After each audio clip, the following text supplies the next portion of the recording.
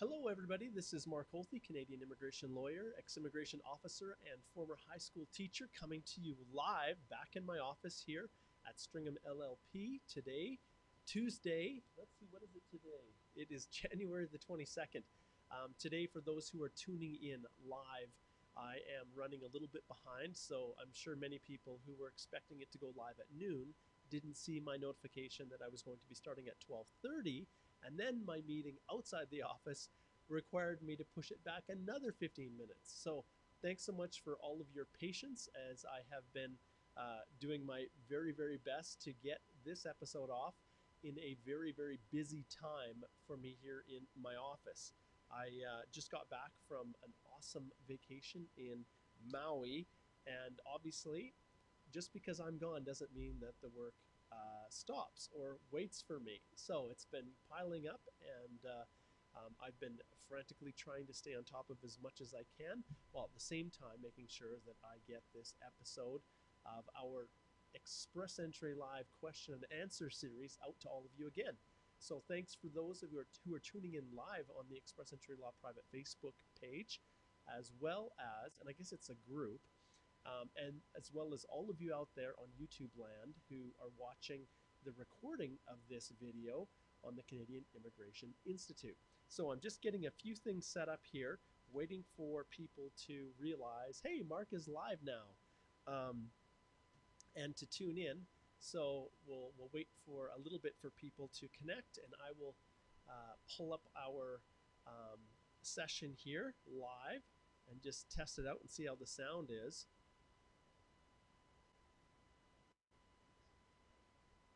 Well, it's not too bad. It seems like it's pretty quiet, but that's okay. We'll sort it out.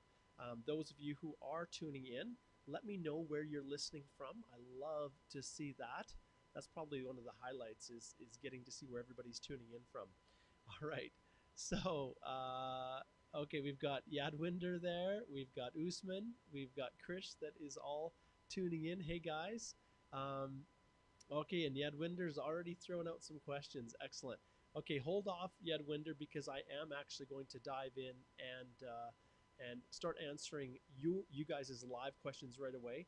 I always want to try to reward people who are staying up late or trying to catch this live and are patient when I'm not always able to get things moving as quickly as I would like, and there's delays. So those of you who are giving me thumbs up and are connecting live, I'm going to forego the email questions today and just spend the time that I have, which we're getting a little bit late of a start here, answering live questions. It's going to be a little bit interesting for people who are watching these as well on the Canadian Immigration Institute, because it's going to be hard for me to track the actual date stamps for all of these questions. So if any of you wonderful people out there are so inclined to date stamp and track these, I may just hire you in the future to help me produce this production in a little bit more professional fashion. In an ideal world, I would in an ideal world, I would be able to indicate every question that was asked and the time in which I answered it, so people can skip through to the various parts. But hey, you guys are dealing with me, who is doing his very, very best to be a jack of all trades. And you know what happens when you're a jack of all trades? You are essentially a master of none. So hopefully I'm a master of express entry, but when it comes to putting out these EE Live Q&As, oh boy, this is quite the gong show some days. That's all right. You got me, guys. You got me. This isn't some professional fandangle group. This is just me. All right. So we've got Krish is from Toronto. Awesome. Igor says, yeah, it is quite. Sima says, is asking someone else if they're watching. Very cool. That's what I love, guys. When you tag your friends and let them know that this is happening, that's what I love. Okay, Igor, Krakow, Poland. Very cool, Igor. And Usman is tuning in from the UAE. Fantastic. I just had a consult this morning with an awesome client from Dubai, and we are going to be doing some very cool corporate things for that client to set up a company, do an intercompany transfer, bring his family over, hopefully get him another 200 comprehensive ranking system points, which totally blows out of the water age or any of those other issues that writing at a lower level that typically causes people to not rank high enough to get express entry. So we're going to explore some neat things with this client from Dubai. So that's very cool to see where people that there's some people tuning in live from the UAE. Sunita, hi Sunita, how are you? I'm going to be getting on your application right away. You are on my list, my friend. So Sunita is tuning in from the Cayman, and that's awesome. Okay, okay, Yadwinder says, I asked the same question.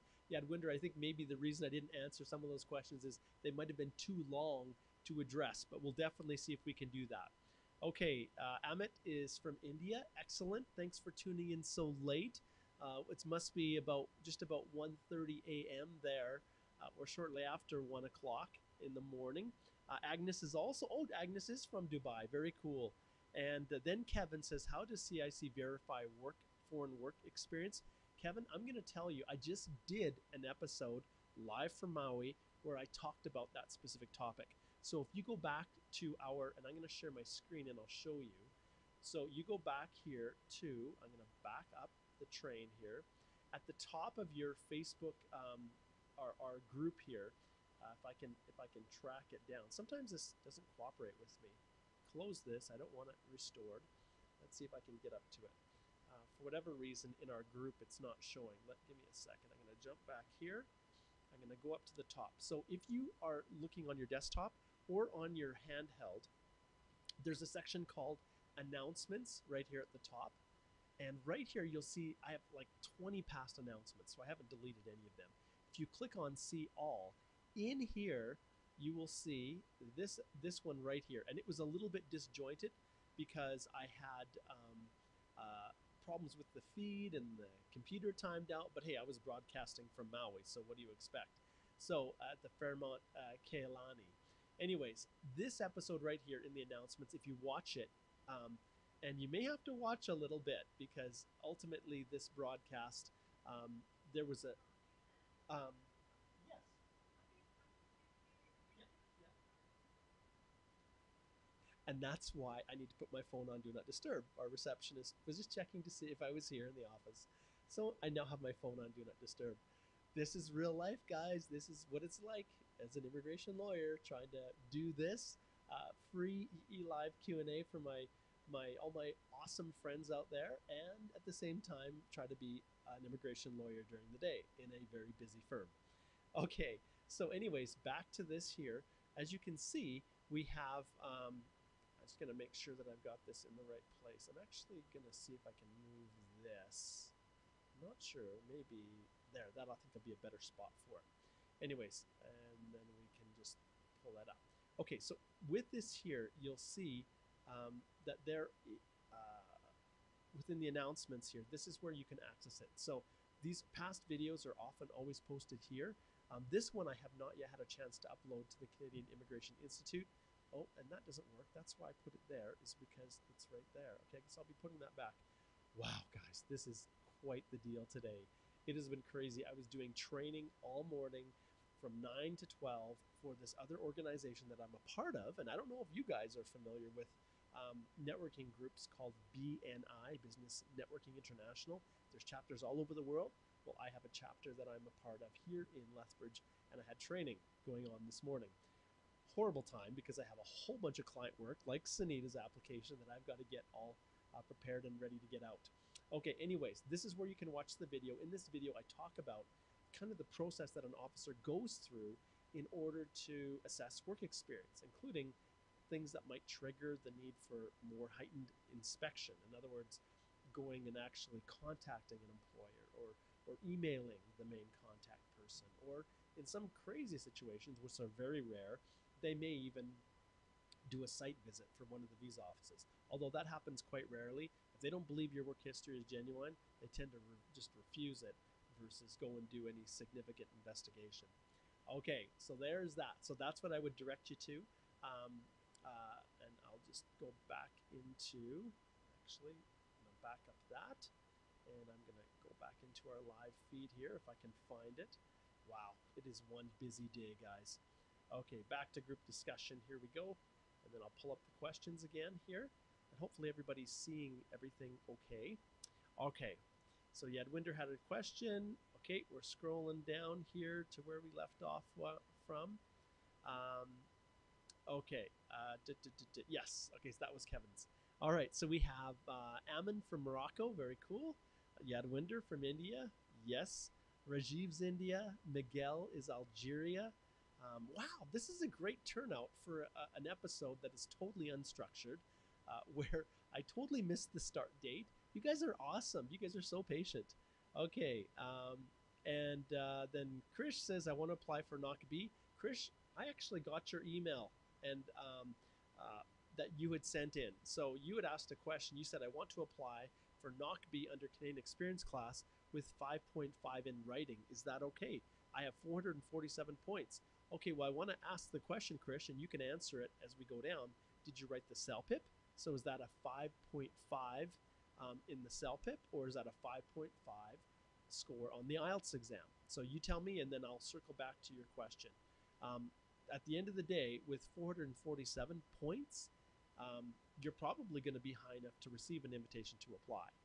But I need to understand that 5.5 just to confirm. Now, ultimately, with a 5 point, I shouldn't even say that.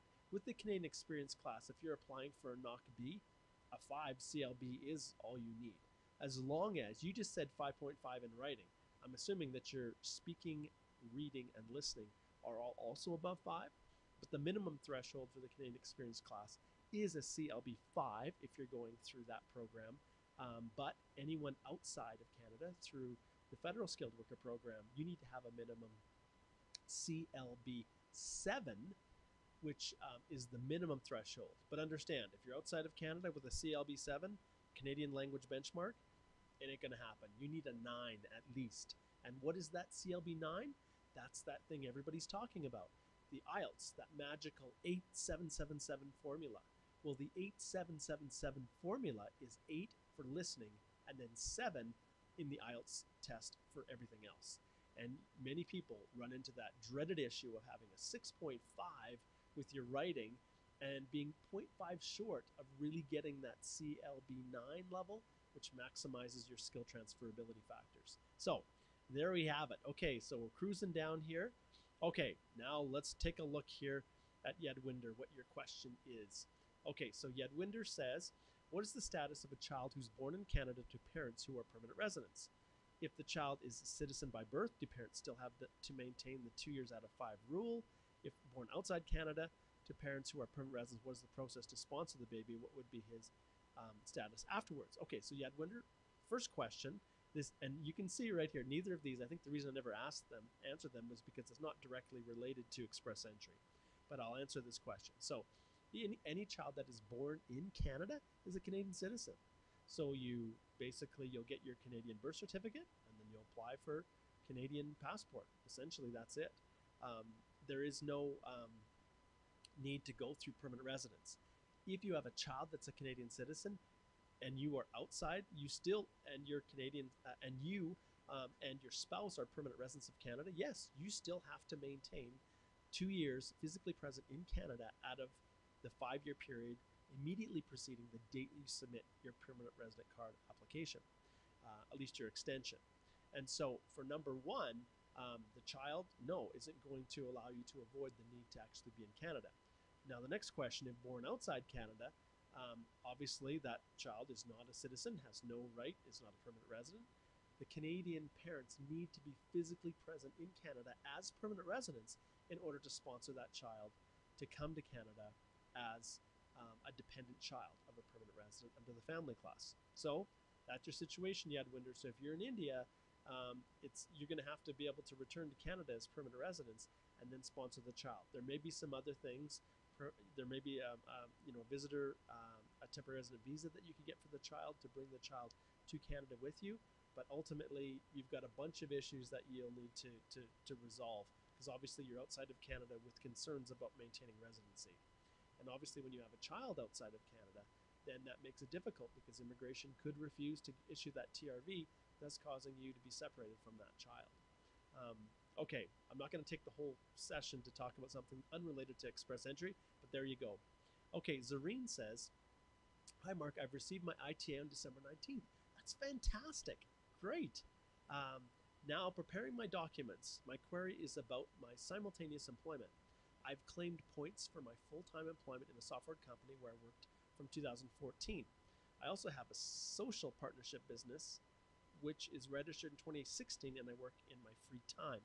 My partner mostly takes care of it. I've been attending social business seminars before, which I took approvals and leave from my employers, and I have all necessary documents like leave application, etc. Now, where and how should I mention about my side business? As far as your side business, it doesn't say whether you actually have it, whether you're trying to claim points for that. But if you're working two jobs at the same time, um, you didn't indicate any real details about this.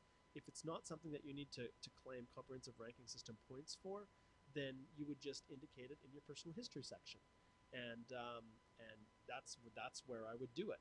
So, and that's exactly what you said here. Like under what heading or personal history, organization or employment, I would put employment if you were working. Um, Either way, organization or employment isn't a big deal. But if it's a company where you're actually kind of providing services to, that's different than say a membership in BNI that I'm a member of. So I would probably put it under employment and list it. Um, yes, I would put it in. And yeah, when you have simultaneous employment, sometimes people are working two jobs at the same time, both part time, to get their full time work experience. So that happens a lot. It's totally acceptable. Okay, great question. Okay, Miguel says, will the 490 and 550 fees be refunded if the knock is considered by immigration is not 0AB, or feels like I'm not doing the duties, and then the application is rejected, or is it considered as fraud or something? Okay, Miguel, there's so many aspects to that question. To start with, you only pay the $550 to have your application assessed. If it's a refusal, then the $550 is gone. The $490 is what you pay as a right of permanent residence when your application is approved. Now, most of you will pay the $1,040 together at the beginning, but if your application is refused, the $490 will be returned back to you. In terms of whether it's considered fraud or something else, just because they feel your duties didn't match the knock, that's not fraud, unless there was some reason for them to question the the work experience at all. In other words, that you just lied and you never even did it, which I'm assuming, Miguel, is not the case. Okay, Kevin says thank you. We'll go through it. You're welcome. Okay, and Chris says IELTS. Okay, so let's take a look. I'm going to show you guys this. I'm going to share my screen with you. Okay, and so the question was 5.5 in the IELTS 4. So we're going to go EE, and we're going to go language equivalency chart. I just I just try to guess and see. I don't have this stuff memorized, but this looks like the winner here. So if we had here, as Chris indicated, a 5.5, and let's see, I have to remember what it was. Chris said 5.5 in writing, okay? So if we go back here and look at the language equivalency chart, and it was IELTS, we go to IELTS here, okay? And we go to, boy, I'm really losing it, guys. Sorry, my memory is fading. Writing. Okay, so this is writing. Writing, a 5.5. International English Language Testing, General Training, Test Scores. A 5.5 is considered a 6 under the CLB for a knock B position within the Canadian Experience class. That's totally fine. In fact, the minimum threshold is a CLB 5, which is actually at this level if you're a CLB. But remember, you have to make sure that you can make up that loss of language points through other means, which if you're in Canada, then of course it's going to be Canadian work experience that will typically address that. Okay, great question. Okay, and your other scores that you've got here are not an issue at all, so those are all fine. Okay, let's see if I can get this cruising. Okay, so, okay, Abdi, hey, my friend, how are you? All right, we've got Abdi there. And then Hirsto, first timer here from Bulgaria. Any news on the new Manitoba, New Brunswick PNPs? No news, my friend. Haven't heard a thing. MD says, why are PR processing times getting longer? That I can't answer either. There's a whole host of factors, including higher volumes. Maybe officers have been reassigned to other areas to meet other processing that is dropping. There could be a whole host of other issues. Okay, this one is from Zareen. Okay, let's see. Oh no, we already answered that one. Miguel. Oh, here we get back to the place. Okay, Yadwinder says, "Thanks, Mark. You're the best." You're welcome, my friend. Um, okay, and then Yadwinder's tagging other people. I love that. Okay, Zareen says, "Thank you, Mark. Simultaneous employment was like a huge confusion. Thank you for answering so clearly. May God bless you. Always love from Bangladesh." You are very welcome, Zareen. Okay, Rajiv says, "Wes gave me Canadian equivalency of 3 years bachelor's and 1 year college diploma. Is it 2 or more degrees?" Yes. And Rajiv, I will show you here where you can go. And the source for everything is the government. I'll give full credence to IRCC. They have done a really good job of doing their very best to make as much information publicly available on their website as possible. Now, not every question is answered, and there's obviously confusion, but let's just see if we can find the link. How long? Educational credential assessments. I think this is it. Hooray, it is. Okay, so here, if you have questions about what your educational credential assessment means, you can go here. And so one of the things, if I flip back to the question here, the question was, if I receive, oh, let's see if we can find it here. Okay, so Rajiv said 3 year bachelor. That was the equivalency. So Wes gave it a 3 year bachelor and 1 year college diploma. Is it 2 or more degrees? Well, we know that the definition is 2 or more degrees, one of which at least 3 years. And so that's the equivalency. But you can click on this number for what your report means. And then as you scroll down here, you can choose which program. So in this case, we're trying to assess the comprehensive ranking system. And then we click see points. And then we can put here, let's see if this works. You can search for your degree. So 3 year, I think we're going to go with 3 and see what comes up. 3 year. Let's see if anything comes up there. Okay, so here's what we'll do. So assessment result Canadian equivalency. There it is. Okay, so bachelor's degree, 3 years. So what does it equate to? It says right here, level of education for express entry profile. It tells us right here that equates to a bachelor's degree or other programs. However, if you continue to go down here, you can actually search for the combined nature of what you're looking for. Let me just see what they have here. Okay, yes. So this is the answer right here. So you've got college or university. They're interchangeable for the purposes of what we're doing here. So you can see here, anything that is a 3 year or more certificate, diploma, or degree, plus a bachelor's degree, 3 years, that's essentially that's basically 2 or more. But even if three year or more certificate, diploma, or degree plus a college certificate, 2 or more years. You can see so. Whether it's 2 years, whether it's 3 years, those two credentials are going to give you what you're looking for. So this is a great tool, a great resource. I'm actually going to copy this link, and I'm going to go over here to our group, and I'm just going to paste it in here for you guys. There we go. Okay, so that was a great question. All right, let's shift back here. Okay, next one is okay. So Sofiane says, "Hi Mark, I got my bachelor's degree, then worked for a year. Afterwards, did a master's, then worked for 2 years. I'm applying with a master's degree as top qualification. I'm wondering if I can claim the total of 3 years or just the 2 years after the master's." Okay, we've talked about this one before, but I'm going to shift back again to my screen, and I'm going to go to the Federal Skilled Worker Program eligibility, and this is really where it comes in. So this eligibility to apply under the Federal Skilled Worker Program, I'm assuming is for you. Let's just jump back here, Sofiane. I'm assuming you're probably outside of Canada, and so that's the one you're going through. Many people get confused about this work experience. It does not have to be continuous for all of those years in order for you to claim those points. In fact, it doesn't have to be continuous for 3 years in the same knock for you to claim all those points. But there is a minimum level. There is a minimum standard. And so if you go to work history here, work experience, when you're trying to claim it, these are the minimum requirements. And if we go down here, you can see your skilled work experience must be. So it must be the same type of job within the last 10 years, paid, and here's the difference. This is where the confusion arises. At least 1 year of continuous work or 1,560 hours, 30 hours per week. So that is the minimum threshold.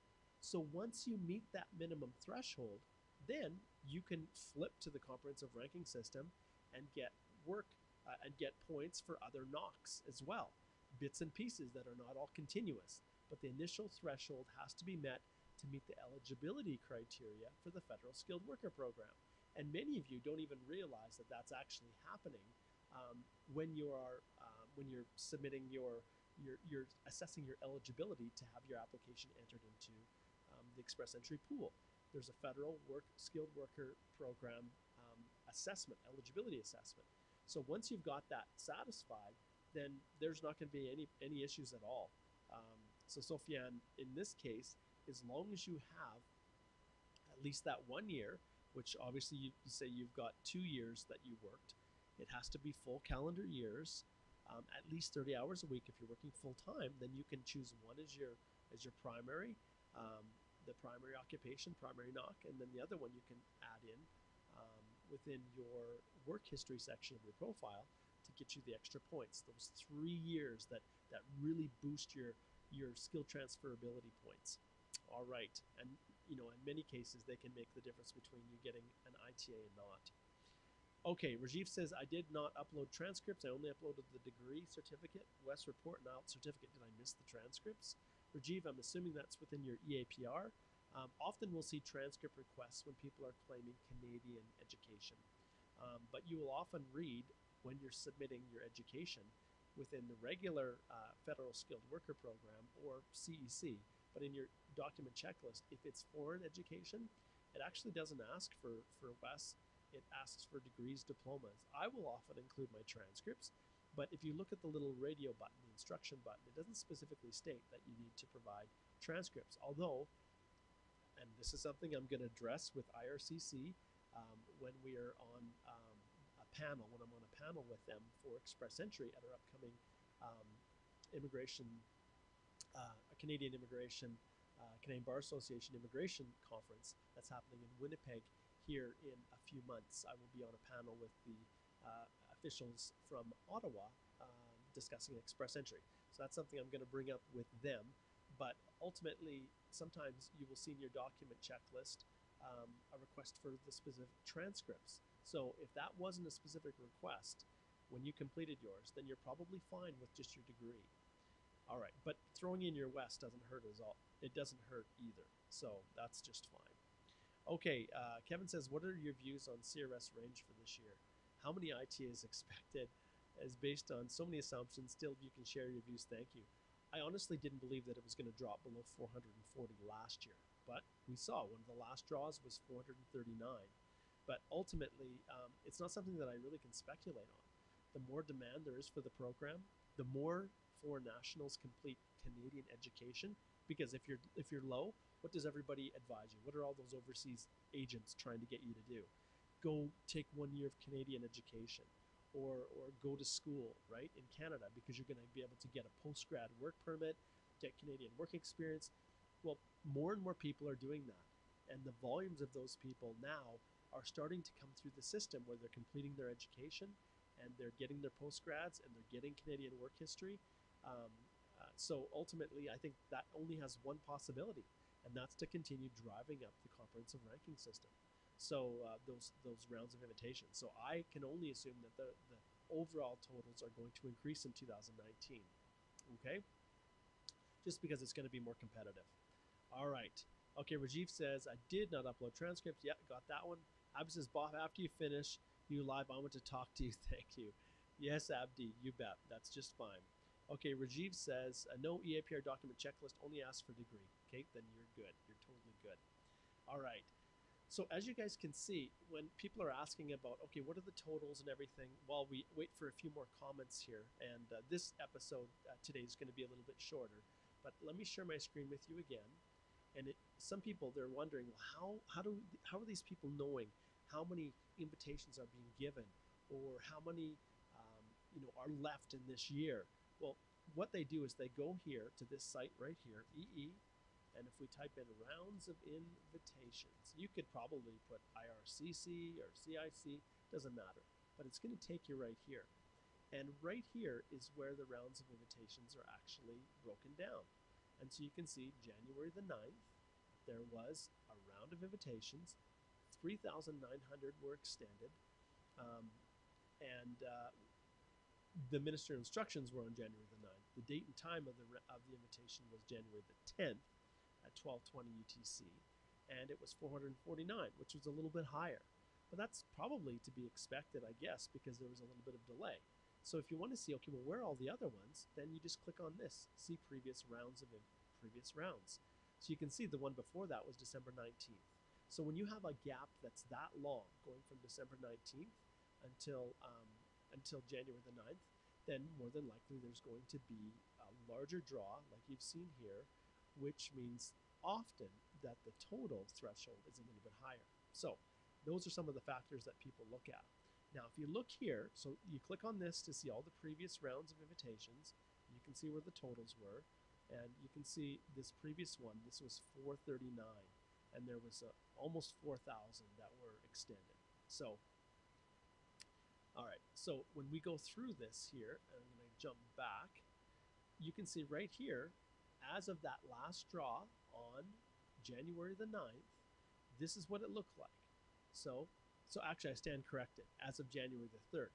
So immediately before, if you really want to do the math and you're really big on statistics, this is what you do. You can take a look at this and say, okay, January the 3rd, we don't know how many more people jumped into the pool between January the 3rd and January the 9th, or should say January the 10th, but ultimately you can try and guess and extrapolate.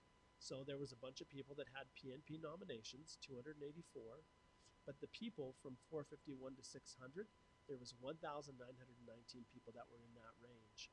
And then you can see here, between 400 and 450, it says there's this many people in the pool. But just scroll down a little bit further, and then you can see there were 868 in the 441 to 450. And, that makes sense. But this is where the big, huge, massive bubble is. So do you see that? 9,105 people are in that 430 to 440 range. And, and why is that so large? Why is there 6,000 in this range, 6,000, 7,000 in this? Because every draw, the people in this range, 441 to 450, tend to be pulled out of the system. Now, the reason these were left behind, 868, is because the draw total was higher. It was near the top end of that.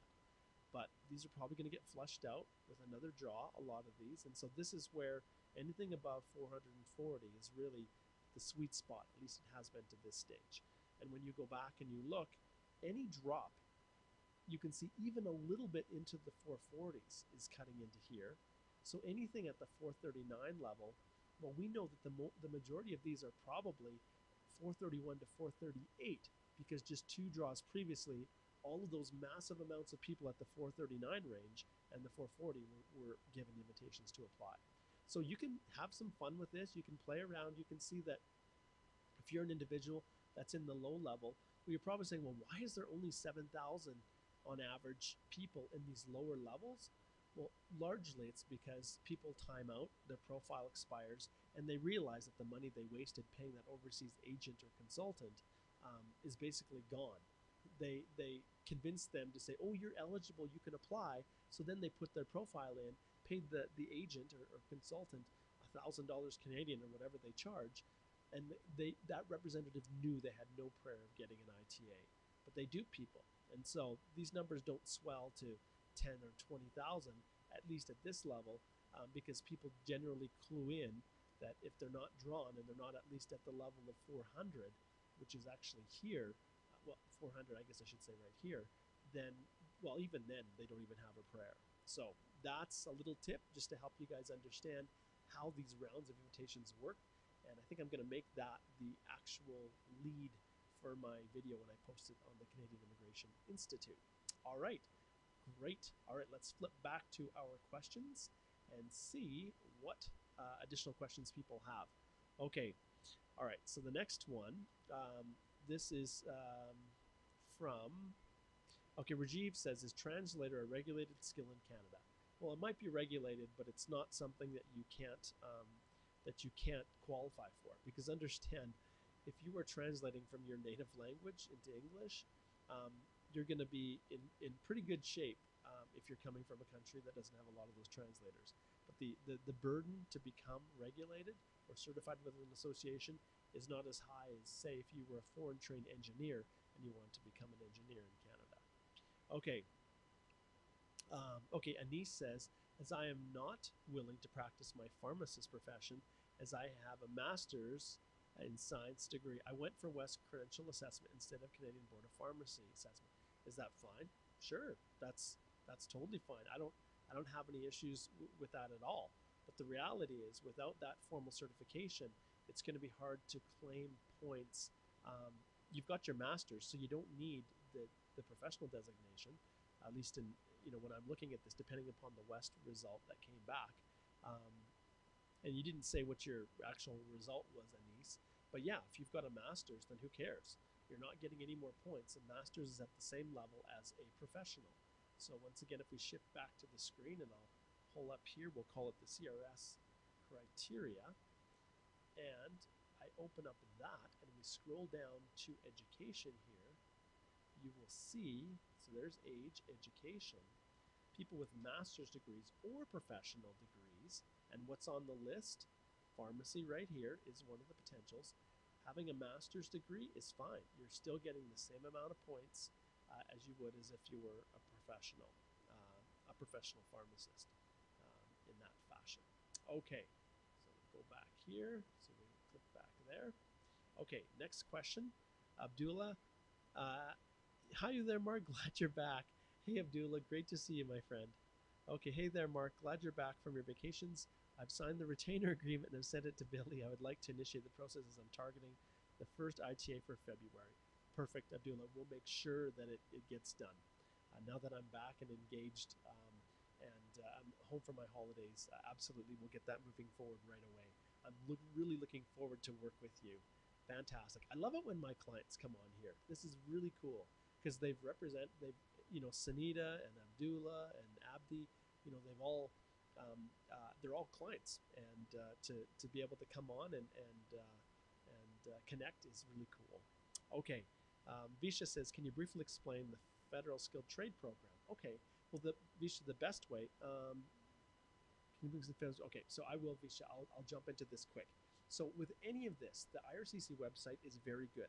So if you go to the Federal Skilled Trade Program, and you can see it's not something that a lot of people search for because there's only so many draws that happen.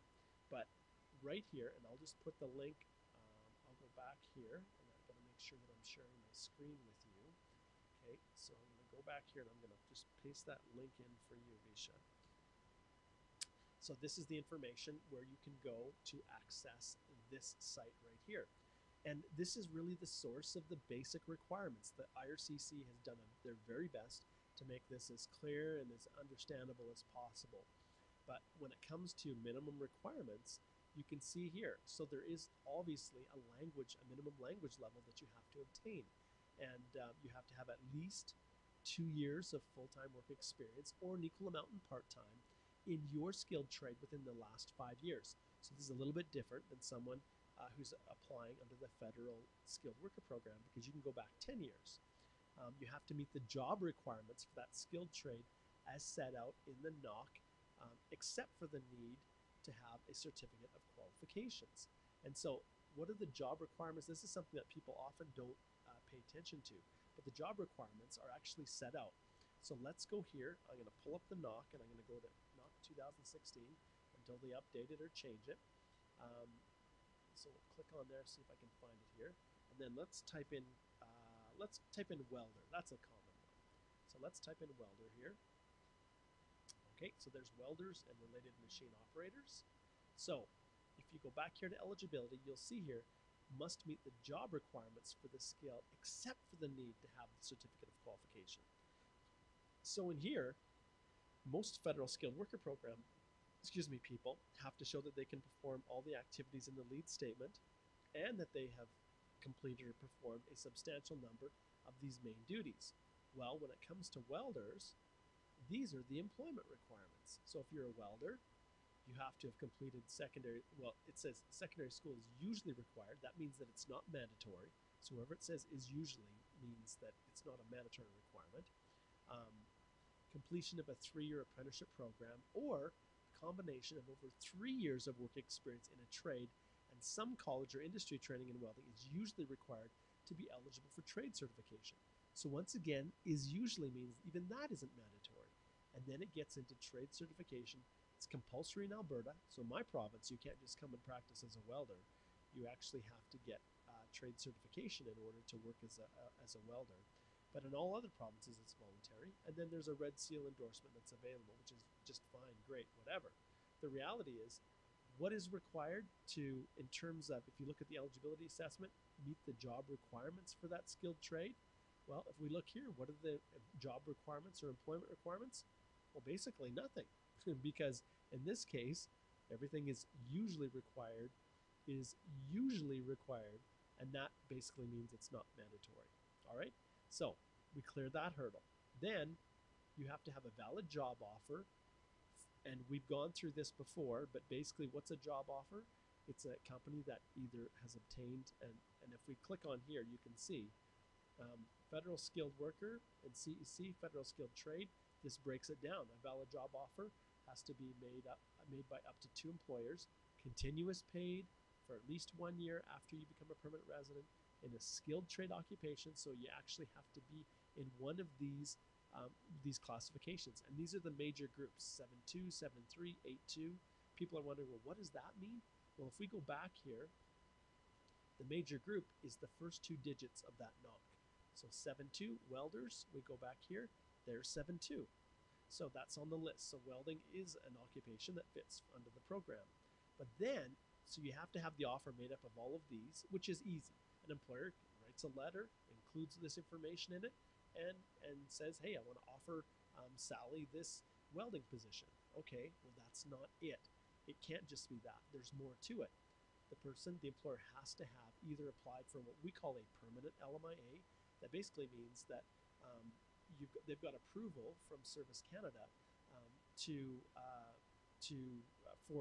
basically showing that there's no Canadian available to do the job before you come.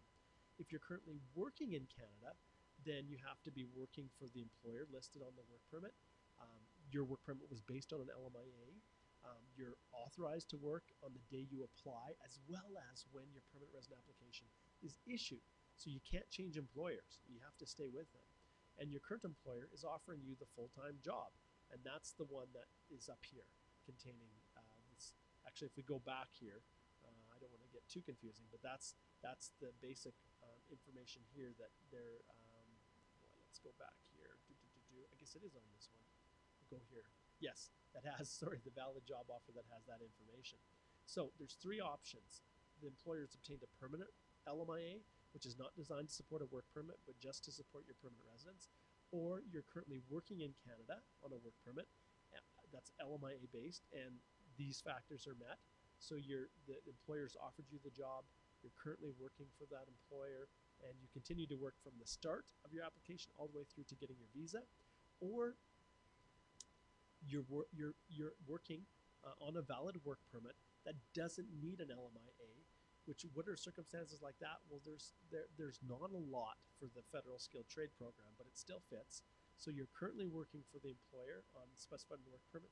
You've got 1 year of full-time work experience, or you have a valid job offer from that employer for at least 1 year after we issue your permanent resident visa. Or I should say, these are all and, not or. So all of these have to fit.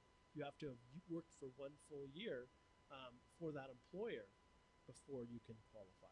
So this is going into a little bit more. Oh, sorry, I jumped the gun. Sorry, I was looking at the wrong one. Sorry. It's basically the same.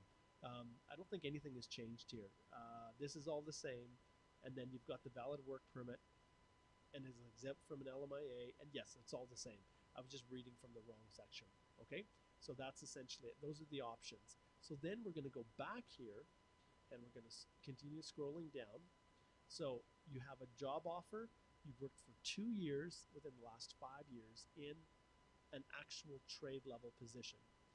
Then the work experience, like we said, has to be in one of these major groups. And then we talked about it's all the same as the federal skilled worker program. Um, the You have to have performed all the duties in the lead statement, and they say all the essential duties and most. They say most of the main duties. Well, the regulations actually say substantial, which that's the real definition, which is right around 75% if you're kind of guessing, although that's not a hard and fast line. And if you can't show or demonstrate that you've got the work experience, then your application is not going to get approved. Then they look at education. So there's no education requirements. But if you want to score higher, because understand you're still competing with other trade level people, then you still can get your education evaluated. However, you're not going to get um, a, a, a trade level education assessed for any points through WES. It doesn't work. So if you have a different degree, if you've got a high school diploma, you've got some other things, you can score a few extra points. But you need to get an ECA, and as you try to do that educational credential assessment for trade level education, it doesn't work. They won't equate it. Okay, then we get to the language ability, and you can see here that the minimum score is 5 for speaking and listening, and 4 for reading and writing, and that's on the Canadian language benchmark. Okay, and so it's different depending on if you've gone through the CELPIP, which is all equivalent straight across. A CELPIP level 5 for speaking and listening is the same as a CLB level 5, and then you can do the assessment for the IELTS. Of course, you have to be admissible to Canada. You can live anywhere except Quebec, because if you put Quebec as one of the destinations, your application is going to get refused. Quebec has their own program. And then you'll likely have to go to a province to get your credentials assessed. And essentially, there's the links to the various provinces and their trade organizations. Um, and that's basically it. So hopefully that helps to give you a general overview. That took us in a new and interesting direction. We haven't really covered that in a lot of detail, but that was a really good question. Okay, let's see here. I think we're just about finished. Um, okay, Abdullah, yes, my friend, I will get all of that moving forward for you. And then Joe's Angel George, mark volume too low. Okay, yes, it probably is. So the question then becomes, what's the best way of increasing the volume? Well, I won't worry about it at this time. On your end, Jose, you're going to need to increase your volume, try to turn it up. But thanks for that feedback, because obviously if it's low for you, it's low for everyone else. And I'm constantly moving around and doing different things. When I do my episodes of my podcast, the mic has a different kind of feeling, a different sensor than it does when I am doing these live videos. So thanks for letting me know that the volume was low. I wish I would have had someone say that at the beginning, but whatever. I'll talk closer to the mic and we'll leave it at that. Okay. All right, guys. I think I'm going to wrap this one up today. It's a little bit shorter, but for those of you who were tuned in live, I think it was a lot of fun. And I appreciate everybody, all your contributions, all your questions, because your questions are the thing that really makes these episodes the best. All right, this is Mark Holthe. As you can see, I've got a little bit more sun thanks to Maui and the lovely weather. But thanks for all who've been tuning in for this shorter abbreviated version. Not really shorter, a little bit. But I wish you guys all the best as you navigate this crazy world we call Express Entry. Take care.